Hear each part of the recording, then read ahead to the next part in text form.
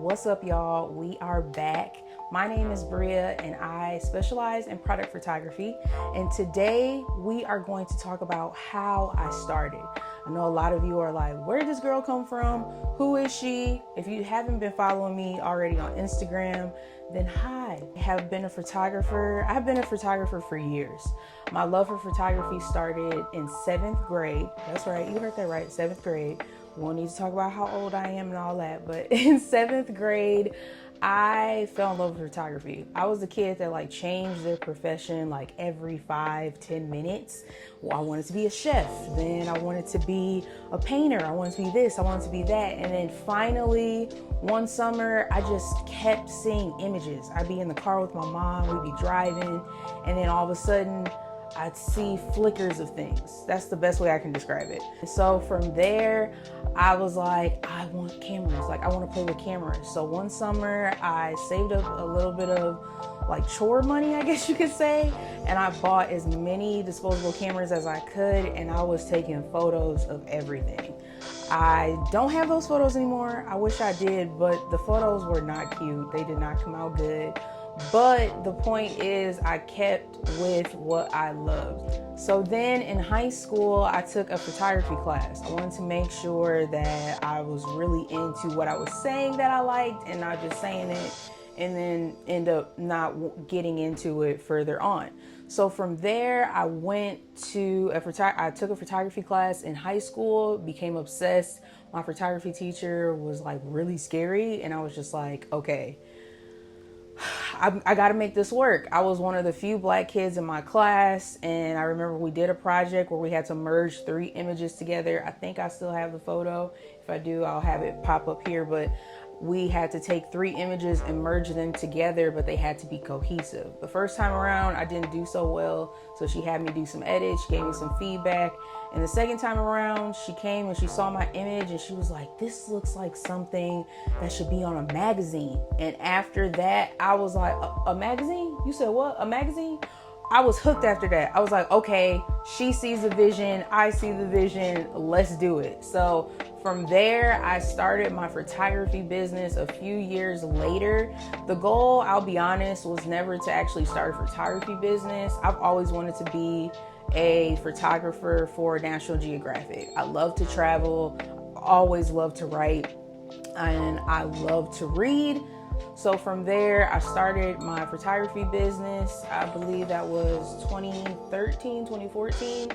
And from there I had a weird name, couldn't figure out the business name. So then I changed it. And then I had another name and I was like, okay, this is the name. So now this is B-Nix Photography. It's a little bit of a play on my name. My first name is Bria. My middle name is Nicole.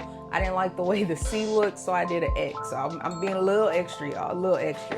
But I kept it to make sure that things were cohesive and also still true to me. I still wanted the brand to feel like me, although I'm a human person and not a logo or a color palette. So that's how I started from there. So now fast forward to now, I specialize, as I said before, in product photography. I got into product photography actually during the pandemic. Before that, I was doing weddings, events, senior photos, anything under the sun. And I still kind of do some of that stuff behind the scenes, but not as much as I was before. Now I work directly with brands, help them bring their brands and their products to life through my images. So it's been a really exciting time. One thing I would say throughout this journey has been exciting, but it's also been challenging. No one really preps you as an entrepreneur. It's just kind of like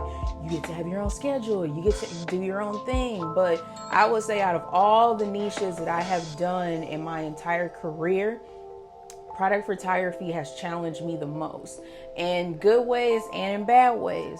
In the good ways, it's been my creativity has expanded. I've been able to envision things way more vastly than I would previous shoots, like a senior photo shoot or a portrait shoot or even a wedding. But some of the downsides have been just kind of like the overall consistency and keeping up. And that has been something that I have struggled with off and on throughout my career. But this is probably the most focused I've been in my career as well. So if you're interested in doing product photography, I definitely would say you have to go all in on it. When I first started, every check, even now, every check, every bit of money that I get, it goes right back into the business. The backdrops, all the different things you guys see me showcase either on TikTok, Instagram, or even here on YouTube or on Shorts, all of that has just been a process, and it has taken time and a lot of practice. But another thing I will say is you'll find your own style. I think some of the downsides with being an entrepreneur, maybe like in the social media space as an entrepreneur, is people think that, oh, you have to do it this way or you have to do it that way. And that's not true. That is kind of like a quick snippet of my journey. If I really got into all the details year by year, we'd be on this video forever. So that is how I started my product photography journey. It has been very, very rewarding and exciting, and I've been really enjoying the growth throughout my process. So I hope you guys enjoyed this video, and I will see you in the next one. Peace. I just want to take a minute and just thank y'all for subscribing. Thank you for liking. Thank you for watching. I appreciate y'all. But one thing I did want to share, just because I feel like people don't always talk about this enough, and granted, to each his own, but I'm in a season and I'm in a space where I feel like this is really important. And the way I showed up on social media before wasn't always, I don't want to say it wasn't always transparent, but I definitely, like, I wish you guys could have seen certain stuff that I just didn't show, just because I was like either embarrassed or I didn't think anybody cared. And maybe you still don't care, that's fine, but I'm still gonna show it anyway. So I'm gonna turn this around and we're gonna get into it. Okay, so this is my room currently. I filmed the beginning half, but it was a time lapse, so I'll go back to that. This is my room currently. There's stuff all over here. I got my light set up right here. My bed is normally right here, which I got to put that back. I put some artwork that I already had here. I shifted it over. I have blackout curtains in here on purpose for me personally, but just also if and when I ever wanted to film it here. So I've been wanting to film it here for a while. I just been getting in my head because I'm like, like, I don't want to have to use this, but this is what I have to use. I have my studio downstairs as well, but I just wanted to like switch up the look. And I feel like when I'm being more personable, like, this is my personal space and I want y'all to get to know me. So I took the mattress out of here and it's in the hallway right now. I got to put it back before the rest of my family get home, but they was already climbing over it. I got my tripod over here, mics over here, all the list of stuff that I need to film. I threw some junk over there so y'all couldn't see it in the video. I got a fan over here so I wouldn't pass out, and my bed is actually down there in the hallway. So just a little bit. So I put my bed frame and the bed in the hallway. Literally this morning, sweating, I sweat out my hair, so I just had to rock another ponytail, but that's okay.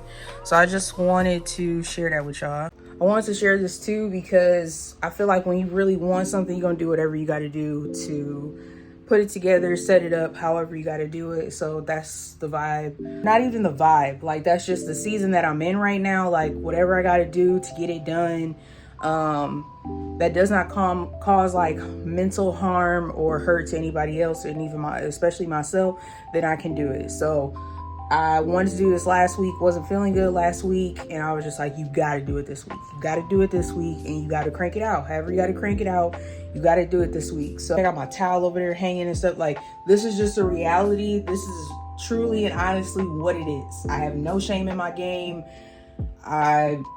This is just what it is. This is just what it is right now. So for those of you who are creating, or you feel like, oh, I can't do this because X, Y, and Z, go on and do it. I just moved back in with my parents. It's almost like a year ago now, coming up in December. Do what you got to do. I know the routines of most of them of when they're gone.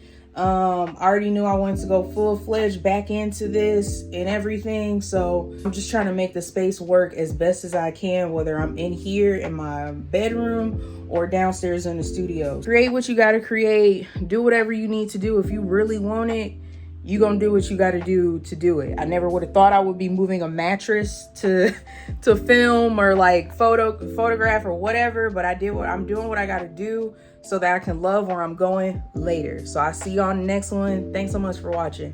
Bye.